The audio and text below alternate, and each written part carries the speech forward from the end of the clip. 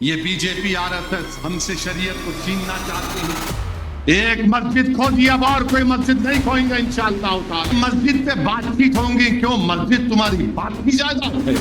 آسام میں اگر مسلمان شادی کریں گے قانون کے لحاظ سے تو نہ قاضی صاحب رہیں گے خطبہ کے لیے، نہ دلہن کو مہر ملے گا۔ ارے بھائی یہ کیا ہو رہا ہے؟ ارے تمہارے کو CAA کی سی نہیں آتی، تم کو شریعت نہیں معلوم۔ یہ بی جے پی RSS ان لوگوں کو تیار کر رہی ہے، نہیں CAA سے کچھ نہیں ہوتا۔ ارے تمہارے کو CAA کی سی نہیں آتی، تمہارے کو CAA کا فل فارم نہیں معلوم، تم کو NRC NPR نہیں معلوم، نہیں مسجد پہ بات چیت ہوں گی، کیوں؟ مسجد تمہاری بات کی جائیداد ہے۔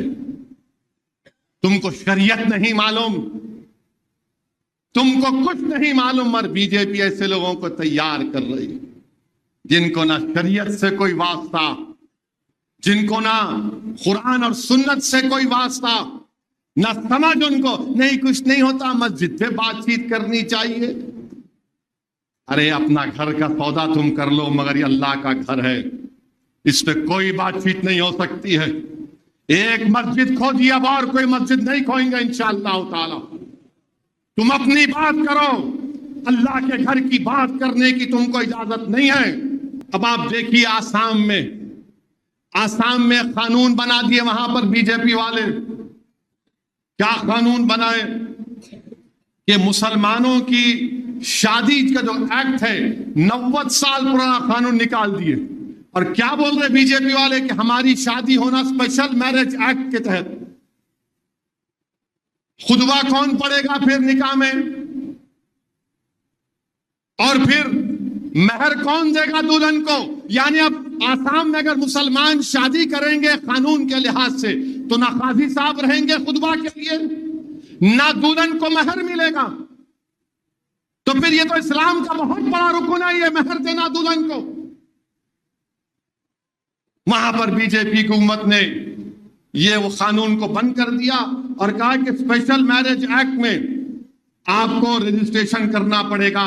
اچھا، اسپیشل میرج ایکٹ میں اس میں جو اگر اسپیشل میرج ایکٹ میں شادی ہوتی تو جائیداد کا بٹوارا پرسنل لا کے تحت نہیں ہوگا مسلمانوں کا۔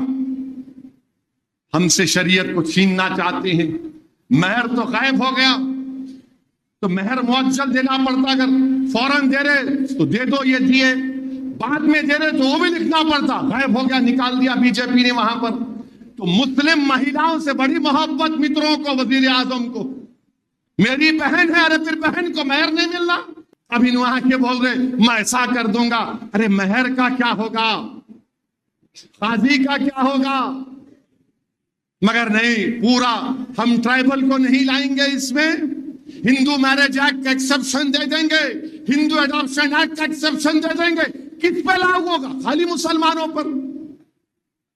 مانے ہندو میرج ایکٹ میں پورے ایکسپشن، کیونکہ کسٹم کے نام پر ایکسپشن، ایڈاپشن میں کسٹم کے نام پر ایکسپشن۔ ہمارا شریعت سے ہم کو چھیننے کی کوششیں کی جا رہی۔ بہرحال میرے عزیز دوستوں اور بزرگوں، مجھے یقین ہے کہ انشاءاللہ تعالی ہم اس دین پر فخر سے چلتے اور فخر سے چلیں گے انشاءاللہ تعالی۔ ہم اپنے وطن عزیز کے لیے دعا کریں کہ جو یہاں پر ایک ظلم کا ماحول پیدا کیا جا رہا ہے مسلمانوں کے خلاف، اللہ ان ظالموں کے ہاتھوں سے اللہ اقتدار کو چھین لے۔ جو لوگ ہماری مسجدوں کو ہم سے چھیننا چاہ رہے، اللہ تو ان سے اقتدار کو چھین لے۔ جو اللہ ہماری مسجدوں کو ویران کرنا چاہ رہے، اللہ تو ان کے محلات کو ویران کر دے۔ جو لوگ مسلمانوں کو دبانے کی کوشش کر رہے ہیں، اللہ اس ملک کے مسلمانوں کو عروج دے اور حق کو کامیاب کرے۔ میرے بھائی، یہ فیصلے والی رات ہے، اور جب آپ کے دل و دماغ میں بات پیدا ہوتی، ارے بھائی یہ کیا ہو رہا ہے، یہ کیا ہو رہا ہے؟